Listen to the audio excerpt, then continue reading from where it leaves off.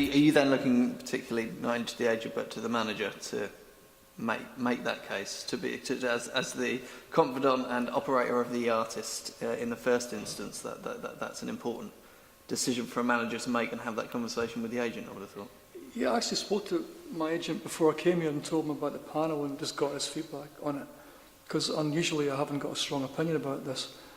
Because I can see both sides, and so could he, and he recognises the problem with the bigger festivals, which he didn't name, but we'll all know which ones they are.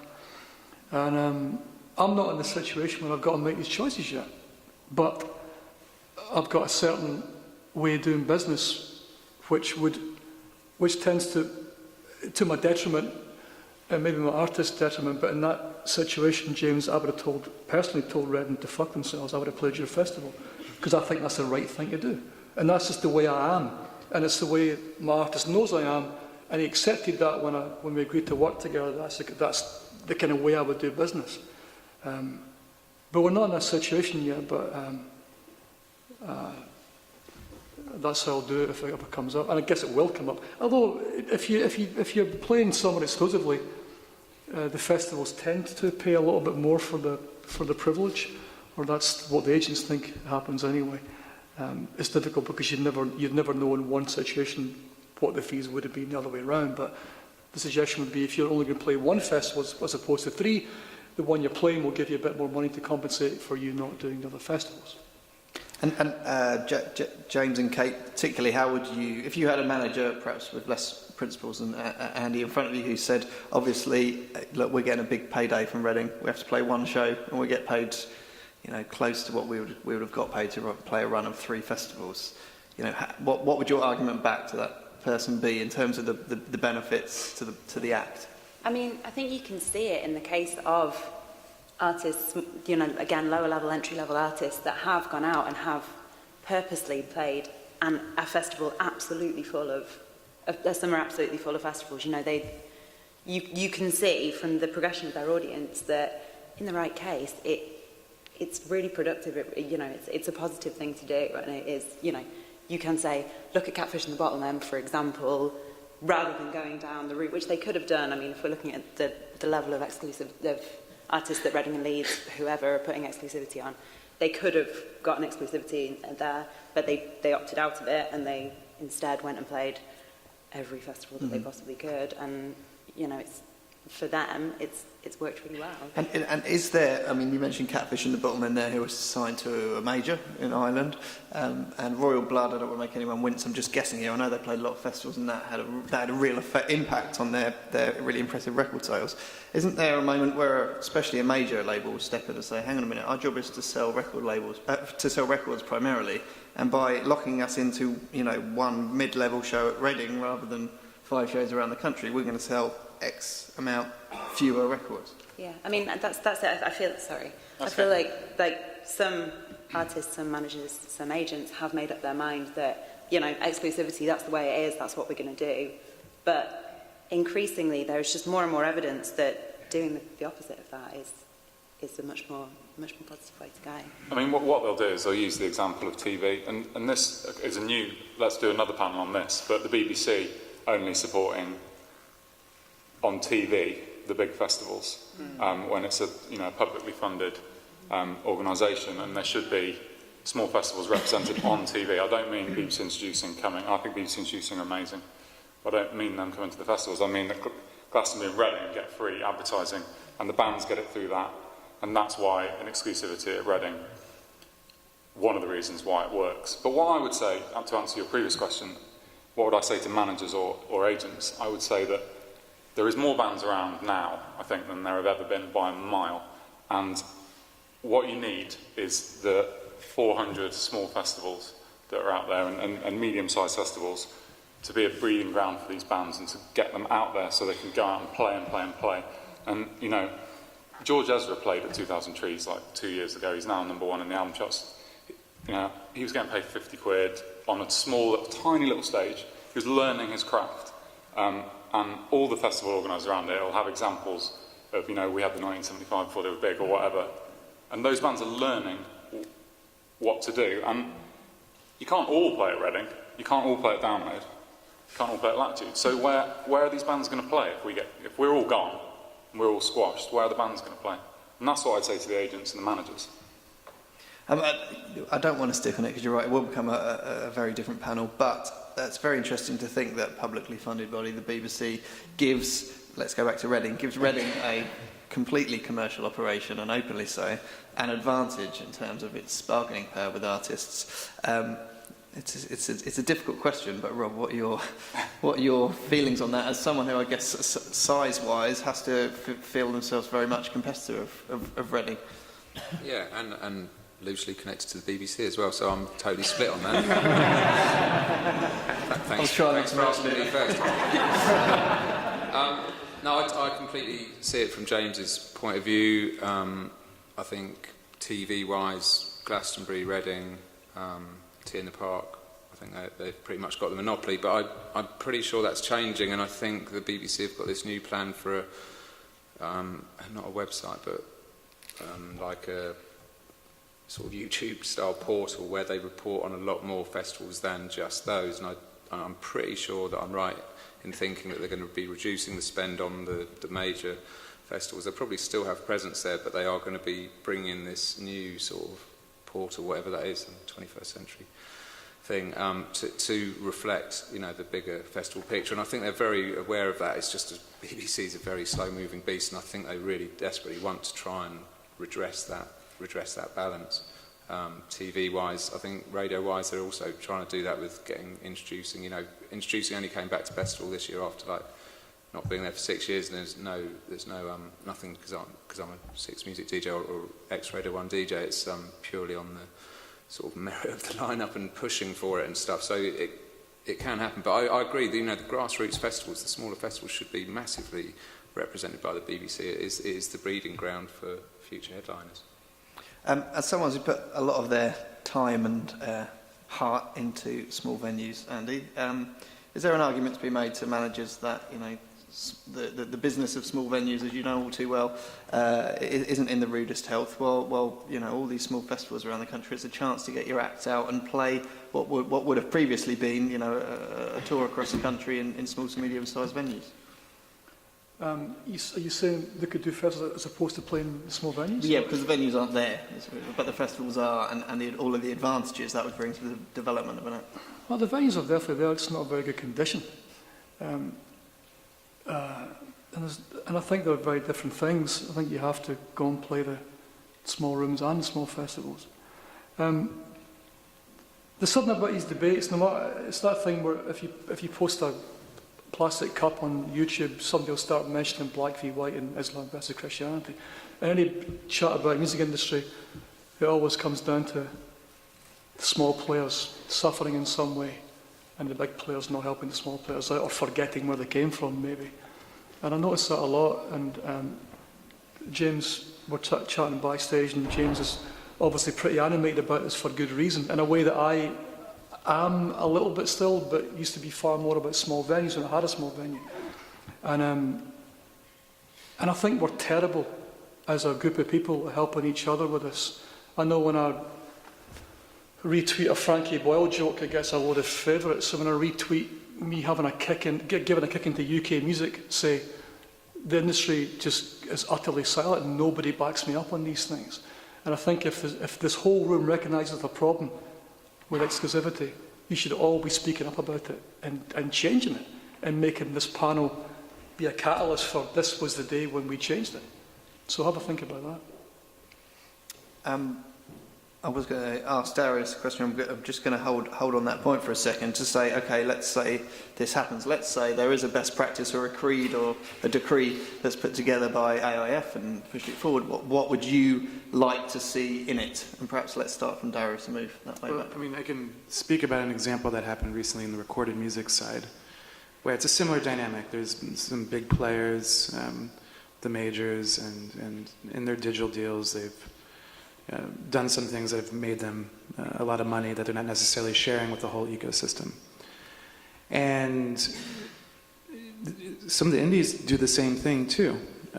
We came together as labels and said, hey, part of dealing with this issue is stating that we don't think this is a good behavior and signing on to lead by example. And I think maybe a similar approach could work for the independent festivals, maybe trying to get together, establish certain best practices, and it's complicated, so I don't think you can come up with really black and white rules, but I think you can maybe establish some principles, which would be guiding principles, and help coalesce, what you can do to address this issue. You can go next, I'm not sure about this one. I mean, I think, it's about agreeing best practice and agreeing what does work and what is a step too far. Because, I mean, I think at any level of festival, like I say, you can understand why exclusivities for headliners is an important thing. I mean, it is the thing that will dictate a festival's ticket sales when they get to a certain level.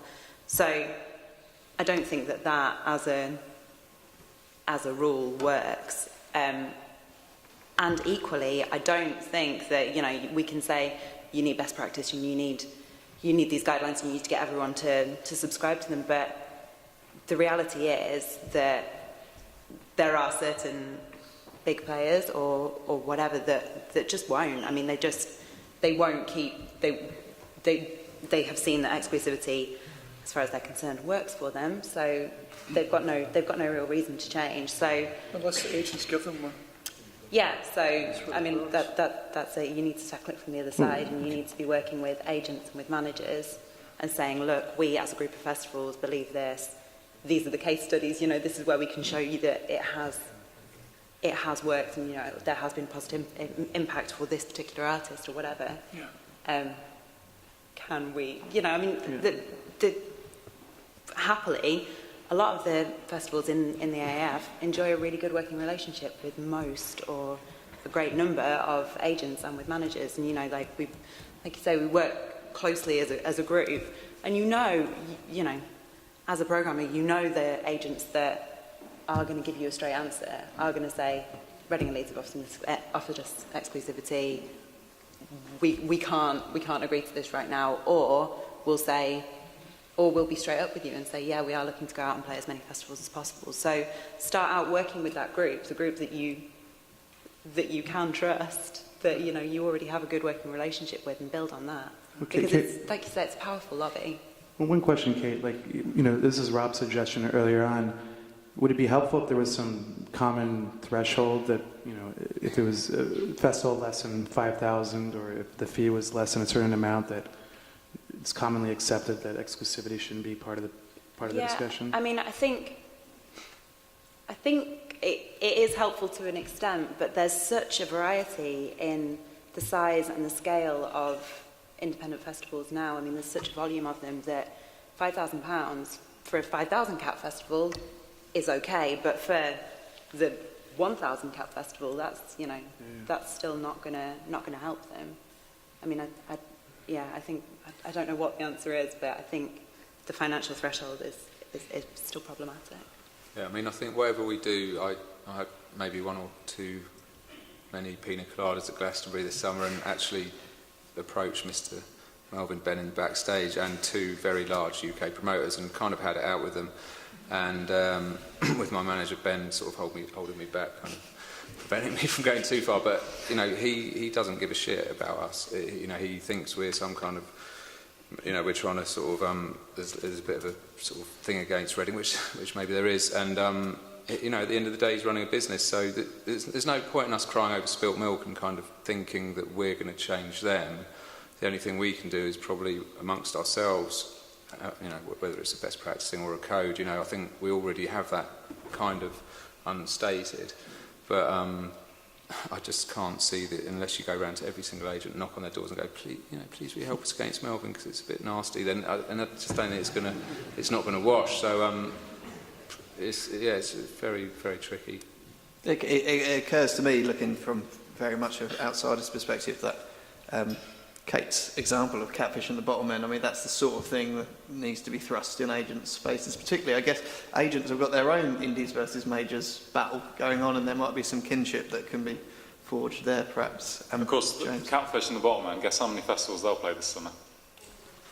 One. Which one? Reading. Be exclusive. So it was great last year, but they're going to do it this year. They definitely will. And maybe you could argue they're big enough to do it now, I don't know. Yeah. We've been told that with that example, their agent has decided that he's not doing that anymore. Oh, really? Yeah. And on that bombshell, let's have some questions. I mean, I don't know if it will translate or not, but that is, you know, it feels like it is shifting in that direction. Okay. Yes, question over there. I don't know if there's a mic. Yes, there's a microphone coming.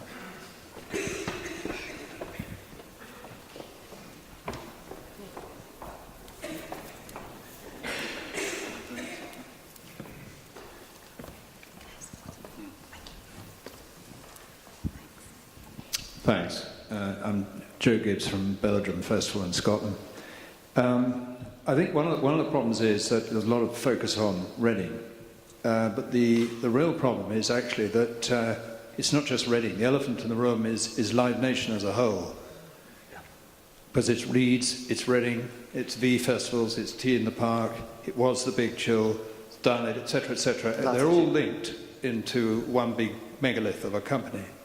And we find that the problem with exclusivities is that people are told, well, you want to play Leeds and Reading, or you want to play V festivals, you play Tea in the Park in Scotland, you don't play Belgium.